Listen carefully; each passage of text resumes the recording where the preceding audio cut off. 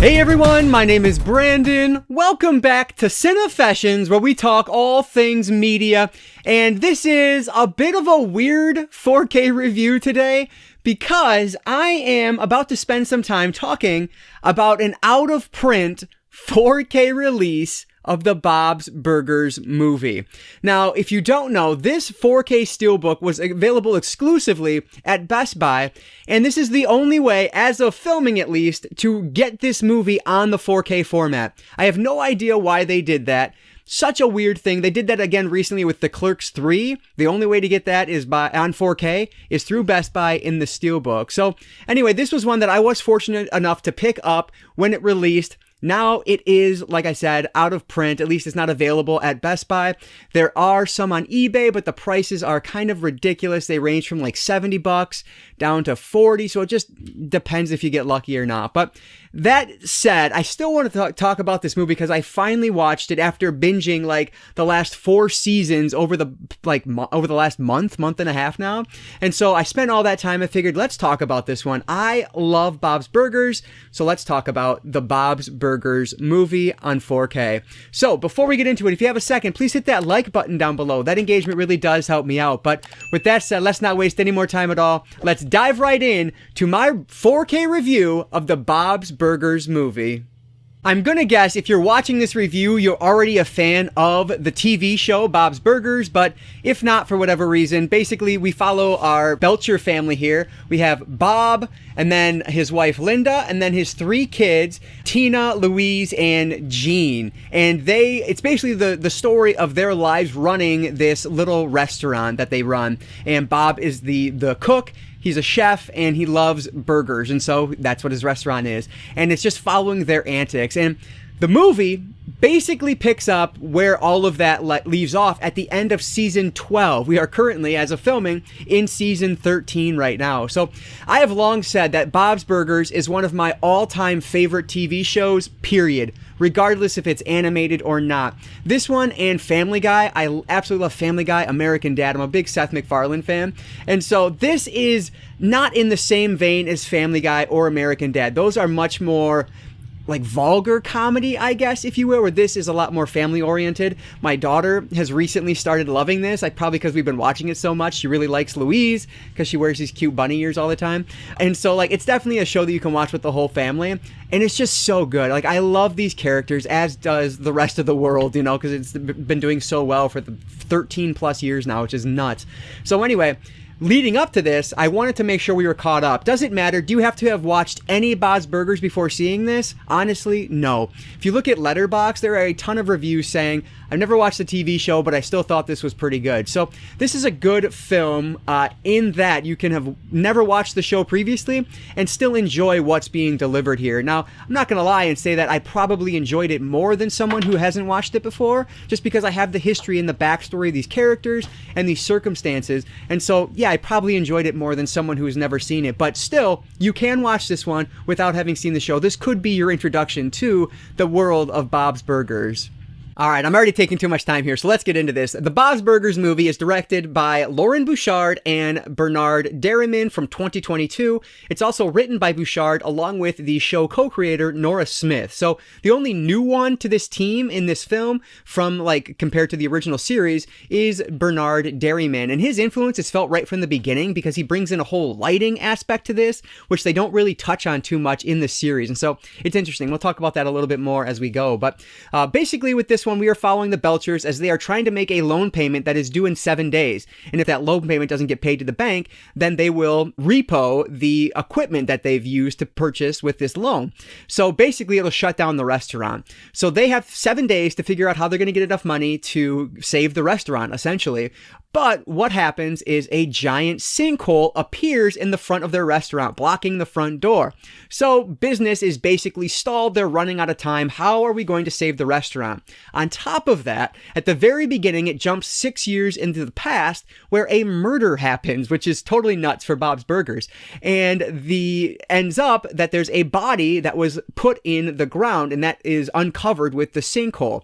So not only are they trying to save the restaurant, but Louise and the kids are trying to figure figure out who completed this murder because it's tied back to Fish Odor, who is the owner of the restaurant and who they pay rent to. So it's all tied together here in a really fun way. So that's what this one is all about, and I had a blast with it. Right from the get-go on the Bob's Burgers movie, it feels different to me than the TV series, and I think a big reason why is simply because of the look of the thing. So like I mentioned, Bernard Derriman is new to this, and he brings in a lighting element that is just not present in the show. And so there are so many shadows in this, which is picked up really well in the 4K.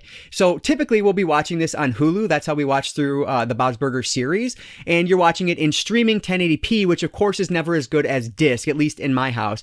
And so going from streaming 1080 over to the disc was such a noticeable difference in the characters themselves a little bit, but mostly the environments that they were around. It was always very clear where the lighting source was. And so that was really interesting to see. It gives a whole new vibe to the restaurant, because the restaurant was a little bit like darker than I would normally expect and normally see. And so it gives it a little bit of a grungier tone, which I think works pretty well for a restaurant of this size and kind of how well they do. It just makes sense. And so I really liked that aspect of it. On top of that, there was something else that was different that I was noticing that I really couldn't tell you, I couldn't articulate as I was watching it. But then watching the special features, it turns out that they ended up having like a different, I forget what they called it, like line thickness basically between the movie and the TV series. In the TV series, it's a little bit thicker. So you have these characters that are silhouetted a little bit more with those black lines creating the character. It's a little bit lighter in the movie. The characters, the settings, the scenery around them. And so I noticed it, but I couldn't articulate it. Because of that, it does feel different to me than the TV series. And I think that's a good thing. I really like that about it. And then the story itself, a lot of people said it just felt like a long episode. And I get that because it is the same family. They're doing kind of the same things to reach a goal. But it was just so much bigger. I really enjoyed the scope of this. And I think it works really well because instead of going bigger with the world of Bob's Burgers, this like town that they're in, instead you kind of go inside. And I thought that's just a really cool idea. They talk about layers of an onion, peeling that off and going deeper in. And that's really what we do here. And I really enjoyed kind of seeing the inner workings a little bit more of this town. Another thing that Bob's Burgers tries to do is a lot of music. And they've started releasing different albums as well, which I do have one of them. I still haven't grabbed the second one. I need to get that. But this movie is technically a musical because I think there's like 4 different musical numbers in that. I might be wrong on that. It's like 3 to 5, somewhere in there. And I think these musical numbers are done a lot better than the TV series. Frankly, when it comes to musicals in a animated series, to me, Family Guy is king. I love what they do with music. And Bob's Burgers, they're not trying to do the same thing, but it's still music in an animated series, so it feels similar to me. And I've never been as big a fan of the music in Bob's Burgers as I am in Family Guy. That said, the last 2 episodes of season 12, it's like a 2-part season finale. There's actually a song in each of those that are really good. And I was really surprised. And that leads us into the movie, where there's 4 songs that I think are done really well. It opens with a musical number, and it's just really fun. And watching these characters dance, I think, is done so well. It's just a blast. I think the music in this is done really well, especially when you compare it to the rest of the series. They really knocked it out of the park with the movie. This movie is just as touching, just as funny as you would expect from Bob's Burgers. This family is just so endearing. Everything about them is so much fun to watch. Watching how these characters grow is also a huge aspect of this, because not only do we learn more about the town, but we get more about the characters themselves, specifically with Louise and her pink hat. That story was so incredibly touching to me. I'm not going to spoil it, of course, but if you know what's been going on in my life recently, you'll know why that had such an impact on me. I thought it was so beautifully done and something that really connected with me personally, given everything going on in my life. And so I just think the inner workings of this was just so smartly put together, and it really builds upon this world of Bob's Burgers that I've watched over the past 12 seasons and have just really fallen in love with. The best part is that it doesn't really change a whole lot when it comes to the series. Yes, there is some change moving forward, but they still can come out of this movie and do pretty much the same things that they were doing beforehand. And I think that's a positive when it comes to this series, because the fans know what they're getting when they come into it, and that's what they want. That's exactly what I want as a fan, is just more of the same, basically, but with new stories. And so I thoroughly enjoyed this. I don't really have much else to say about the movie itself, so we'll move on to the technical aspects. But Bob's Burgers movie is exactly what I wanted it to be. It's this amazing family coming together in just a longer form content, and I'm all about it. This is about an hour and 40-ish, 45 minutes, so it's about, what, 4-ish episodes or so? Is that right? I don't know, somewhere around there, 4 to 5. And so if you love Bob's Burgers, you're going to love this movie. If you've never seen Bob's Burgers, then give this a shot. This could be a really good gateway into the world of Bob's Burgers, and you're not going to miss a whole lot of like in-jokes that you might with some other TV series that go on to new movies. And so I really appreciate that about this one. So definitely recommend this. Now, as I said, this is, well, we'll talk about that in a second. Let me just give my rating here. The Bob's Burgers movies from 2022, I am giving 4 out of 5 stars. So let's talk about the technical aspects of this 4K release, which honestly, if you don't already own it, is a little bit moot, but hopefully they'll have a non-steelbook 4K release of this down the road, because this looks fantastic. So I'll start with the steelbook itself. This thing is gorgeous. So let me open it up. It's actually one that wraps around a bit. So you actually have the sinkhole itself from the movie, but you have the outside of Bob's Burgers, and then on the inside you do get art, which is always appreciated. You get the kitchen itself, which is really cool. The discs are nothing terribly special. Let me just stick one in here real quick. They do have some art on them though, which is much better than we get a lot of times, so that's really good. This is actually the Blu-ray disc, but for some reason the Blu-ray is extremely hard to get out, so I wanted to take it out before I started talking about it. But yeah, anyway, both of them are in here, the 4K disc and the Blu-ray. Does anybody else do this with their J cards? I actually fold it in half and I just stick it on the inside so I don't lose it, because if you're like me and you scan your barcodes in order to add movies to your collection, if anything were to happen down the road, I would have to type it in manually if I needed to like redo. So anyway, I stick it in there, but that's neither here nor there. So on the audio side of this, you know what? Actually, let me grab that J card so I don't make a mistake on what the audio actually is. I'll just stick it over it for now so I can see the back of it as my cheat sheet here. So on the audio side, we have an English 5.1 DTS HDMA soundtrack. So no Dolby Atmos here. You don't really need it. This sounds totally fine. I've never lost any of the dialogue. The music is mixed really well. I think it sounds just great. It's exactly what you would need it to be. On the visual side, before I put the disc in, I was a little bit disappointed because there's no Dolby Atmos and there's no Dolby Vision on this. There's just the HDR10 color grading. So I was thinking, man, that's a missed opportunity, especially because this is currently the only 4K release out there. But honestly, it didn't make much of a difference in my eyes. Like, it looks amazing in 4K. What's so interesting here is that the difference between the movie on 4K and the movie on Blu-ray was like night and day, which I don't often say, but it just looks like a different movie when you're watching it in 4K because of the shadows on this, which I talked about a little bit earlier. But everything looks a little, it might be a little bit too many shadows for some people's liking, but it really picks it up on the 4K release. And so I just thought that was so fascinating to see just how different it looks, because it gives the movie a different feel from the TV series. It makes it feel a little bit larger. It makes it feel a little bit more expensive, which I'm sure it was. And so I really liked that about it. And not only the shadows on it, but also the use of color. There's a point where they go down into this sinkhole and it's like pitch black. And on the 4K, honestly, it was really dark. It's much less dark on the Blu-ray when I was watching that one. So that may just be my TV calibration settings or whatever, but I could still make out what was going on, but it was pretty dark. But in that same scene, there's a light that turns on, and it's this green light, and the glow of the green was just so much fun to see. The color looked amazing. That pop when we're watching just darkness before that, I think looks so awesome. And other, areas in the film that pop as well. This looks so great. So for my eyes, this 4K transfer looked excellent, and it's one that you can definitely go back and forth between the Blu-ray and the 4K, and you'll notice a difference. At least I was able to pretty starkly. So I thought that was pretty interesting. So I will give the AV quality on this one 4 out of 5 stars. Really, if it had Dolby Vision, I'm sure it would look even better, but this HDR10 color grading just looks fantastic. On the special feature front, there is quite a bit here, but if you're someone who needs to have those special features on the 4K disc, you're going to be disappointed, because if there's anything on the 4K, it's only the commentary, but I can't remember if that's on there or not. Nothing else is on the 4K though. It's all on the Blu-ray, which honestly is not that big of a deal, but I know some people that irks them. Anyway, on the Blu-ray, we'll start with that commentary track. So it's actually it's kind of like a two-parter. Like the first half is all of the cast, and then the second half is the like creator team behind it. You get the directors and the show creator. And so that was interesting to see the first half talking about kind of the talent side of it. It's all talented, you know what I'm saying, like the acting side of it. And then the second half talking about the creative direction side of it. And so I thought that was pretty cool. I will say the first half, I thought it would be, I don't know, a little bit better than it was. Like, it's good, but they do go on a little bit of tangents on like in-jokes that not everyone will appreciate, but it was still cool to see them kind of banter back and forth. And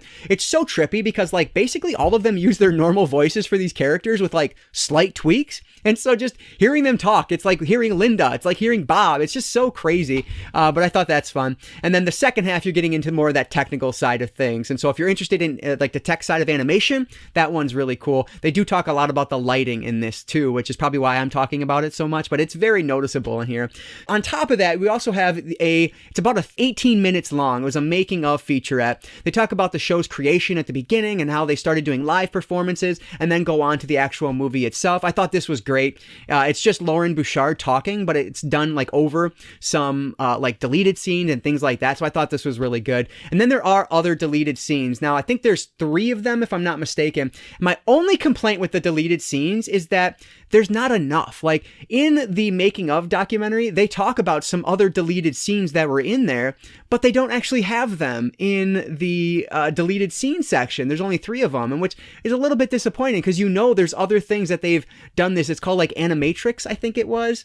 Animatrix, is that right? Animatronics? I don't know the insides of animation at all, but it's basically like stick figure drawings type things. And so they talk about it in the making of, but then you don't get it later. It's like, why not? Clearly you guys drew up these just like you did the other deleted scenes. Why not include them? So I thought that was kind of weird. But on all of the deleted scenes, there actually is a commentary, which is actually pretty good because it tells you why they decided to delete these scenes, which I really liked. Now, mind you, one of them is like 1 minute and 50 seconds, but the other 2 are like under 50 seconds. So they're really short. So not a ton of meat there, but it is cool to see them. And then there is animatics. That's what it's called. It's on the back here. Animatics, which is kind of like the stick figure drawings of them. But there's storyboards and animatics. And then you do get animating a scene with a commentary. And so it goes through literally from like start to finish on animating one of the opening scenes with Linda talking over the cutout to Bob in the back. And it's fascinating. It's like so much time is spent just on this one 20-second, 30-second scene. It's just mind-blowing. Would never have the patience to work in animation or the talent, but that's beside the point. So that was pretty cool. And then I really liked the My Butt Has a Fever, which I guess was a theatrical short film, so it's probably something that was played in theaters before the movie started. I thought that was done really well. It's just fun. It's like basically a music video of sorts, but I thought that was really cute. I really enjoyed that. So on the special features, there are a lot here and they are really well done. Would I have liked to see more? Absolutely, because you can't get enough of Bob's Burgers in my opinion. And again, the only downside is that they didn't have more deleted scenes when clearly they were drawn because they were shown in brief during the making of documentary. So either way, I'm going to give the special features, since I did consume them all, I will give it a rating. I will give them 4 out of 5 stars. So the Bob's Burgers movie was everything I was hoping it was going to be. It's just a fun hour and 45 minutes with one of my favorite families on television, the Belchers. So I had a blast with this, and I highly recommend it for someone who's a fan of the movie. And for people who've never seen it before, this is a great entry point. This gives you just a good taste of what's in store for you if you decide to embark on this 13-season-long journey that is Bob's Burgers currently. So I highly recommend this, and if you can find this, if it comes back in print, or if it's released on 4K in a standard slipcover edition, I highly recommend the 4K itself. So overall, I will give this 4K steelbook of Bob's Burgers movie 4 out of 5 stars, which is probably no surprise since I've given everything else 4 out of 5 stars. All right, so those were my thoughts on the Bob's Burgers movie. I loved it, and I hope you guys enjoyed this one. I know it's kind of a weird one because this is no longer available, but hey, down the road, there might be another 4K release of this. I really hope so, at least, because more people need to see this 4K. I think it looks fantastic. But let me know down in the comments below if you guys are a Bob's Burgers fan, and if so, did you like the movie? Maybe you're someone who's never watched the show, but you watched the movie. Let me know if I'm right in saying that, yes, it's accessible. I would love to hear from you guys down there, so thanks so much for all those comments and all of that support.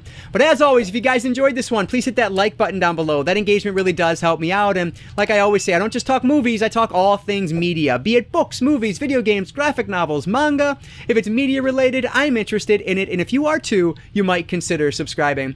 Alright guys, so that's going to do it for today. I just want to say thank you all so much for watching, and I want to encourage you to consume some media today. I'll catch you next time.